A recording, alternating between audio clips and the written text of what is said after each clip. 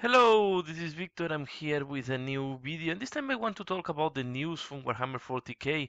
I know that there are a lot of videos about that, but I also wanted to give my opinion because I think there is quite a relevant moment in the Warhammer 40k.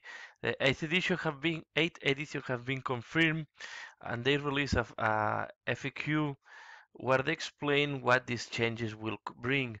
So I will go very fast on that.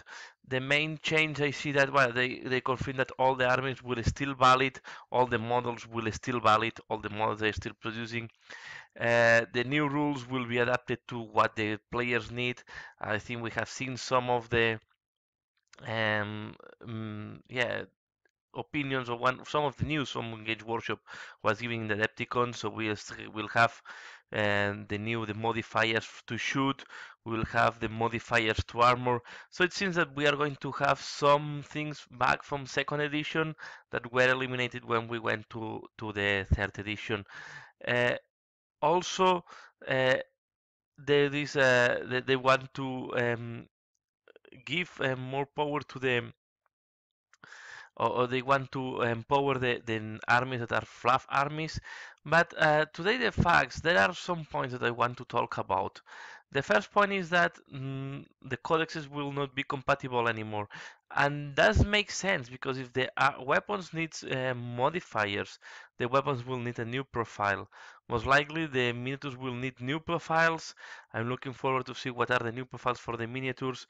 Remember, the profiles on second edition were completely different of the profiles that they have there in third edition. Some of the miniatures had the big changes, especially the monsters.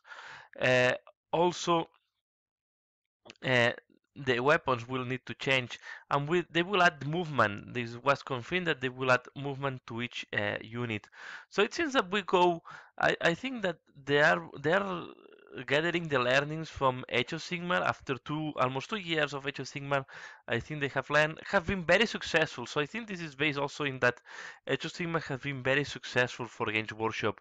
Although a lot of people were complaining and were thinking that will be a bit flop, nobody can negate that Age of Sigmar have been a big success. A lot of people that never play fantasy become interested in Age of Sigmar. All players was again interesting, and the starting barrier was much lower in Age of Sigmar.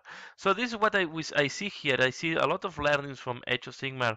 Also the three ways of playing. This time they don't focus just on the open play or the narrative. They also talk about the match playing, what is interesting. So they will try to include the three. Also, they are talking that they will most likely they will have annual review of the rules, most likely the points, as they will do in Age of Sigmar.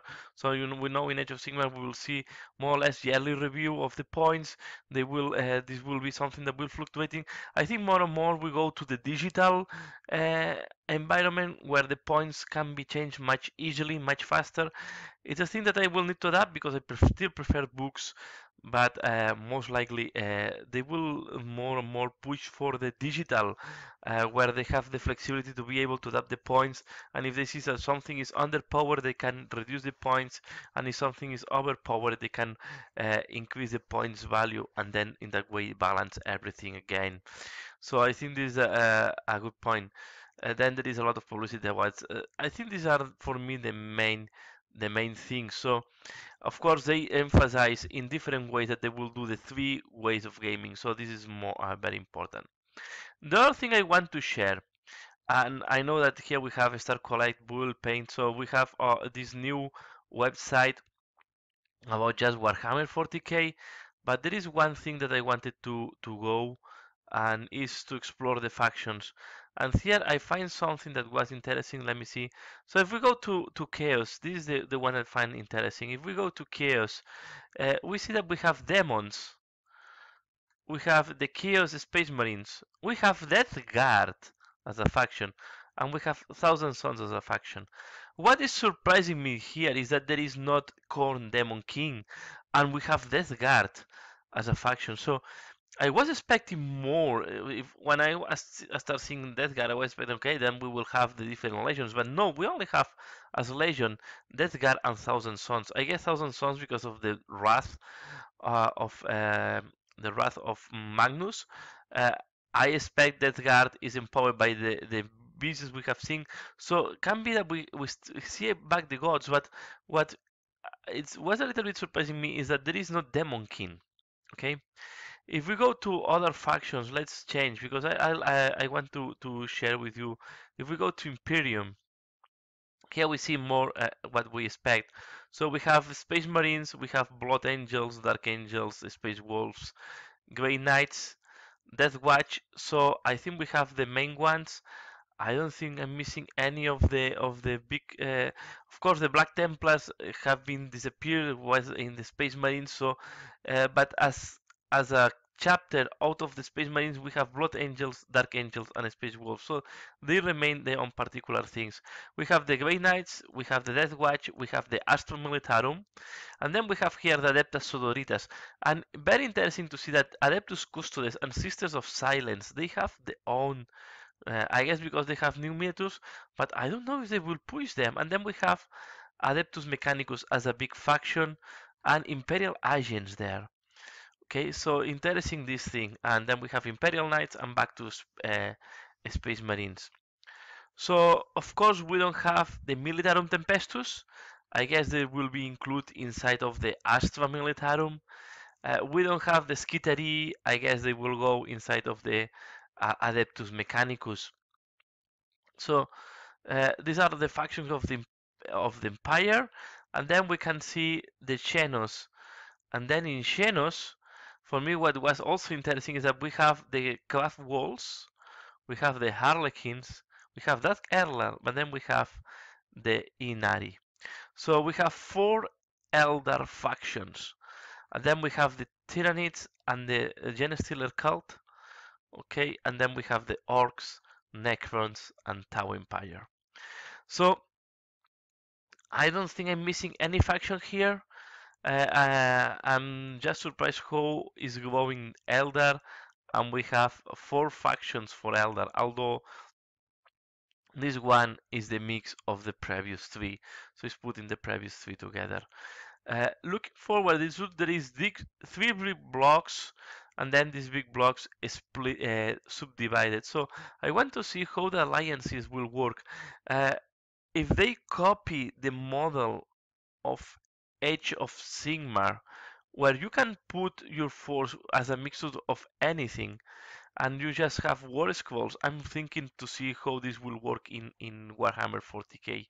And there is a lot of work to be here because there is a lot of meters to to to create points and to create profiles. So looking forward, really, it's interesting to see how all this will change. So it's like uh, the uncertainty when we change from Warhammer Age Edition, but here what I think Games Workshop is doing better, and I think they are learning from the mistakes they did with Age of Sigmar, is that here they are giving much more information. They are preparing the terrain with all this news. They are showing little bits of what will come. And yeah, although I hate not to be able to use the wonderful books I have, they will remain as a fluff, and I think they will still be interesting. So looking forward to see what we'll see in the future. So most likely all the codexes will need to be archived. I will keep them as a reading books and get ready for the new edition. Of course, they talk about the game. The game was mainly a very little explanation. Again, here we see they talk about the open play, they talk about the narrative gaming, and they talk about the match play. Okay, so what we were expecting, they show tutorials. I will not go through this, and then we have the community. The other thing I want to share, and I thought what was very interesting, is the map. They really released the new map for Warhammer 40k. And what is interesting is all this big rift of chaos. So all this purple thing is warp coming into the real space. So really the chaos have grown a lot. And we see this called the cicatrix of maledictum. So representing that the storms are really, and if you read a little bit the fluff, so they really explain that the storms are really breaking to the reality. So they are breaking from the warp to reality. And all is becoming much more chaotic. And here is what we see in this map. So we see still Cadi is marked, I guess is the system. Is completely surrounded by the Eye of Terror and Warp Storms. Here we have the Maelstrom, and we have this big, really big rift in the reality. But then we have other rifts in the reality. We have here the Siren's Storm. We have another small here, and then we have here the Hadex Anomality, the Scorched Stars. So we have this big enormous rift that is causing the full galaxy, and we have more here. We have more parts that are not under that looks like they are more under the chaos control. So we also see Fenris. Fenris really surrounded here.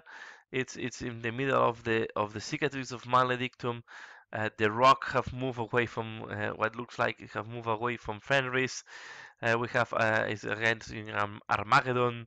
We have Elysia. So we have the Riza, Katachan. So we have the main walls here put. The only system that looks a little bit quiet is the Holy Terra, where we have, of course, Terra, and we have the Mars system. So here we have the Holy Terra Mars. I mean, so this is very interesting. We also see that there are this type of things. I don't know why is this is limited. It's called the yeah. I think the rift is more.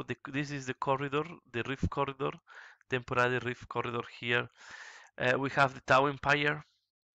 We have the Necron Dynasty, Southern Dynasty. Perdus. So I don't know why these have borders. I don't know. We need to know later on. I don't know if it was there.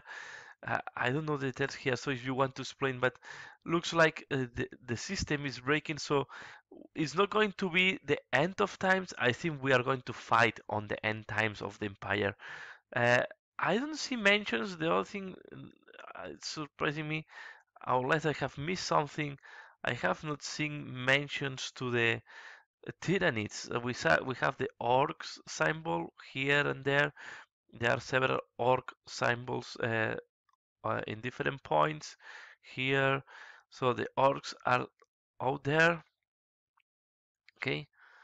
But I don't see depicted here in the map. We see the Necrons, but I don't see the Tyranids. I guess we see more detail later on when we start seeing the new books. I guess the new books will go more in detail how all this fluff is evolving. The new, I don't know if they will call it codexes or they will call it army books or they will call it just, I don't know, um, War Scroll books. Let's see what they explain.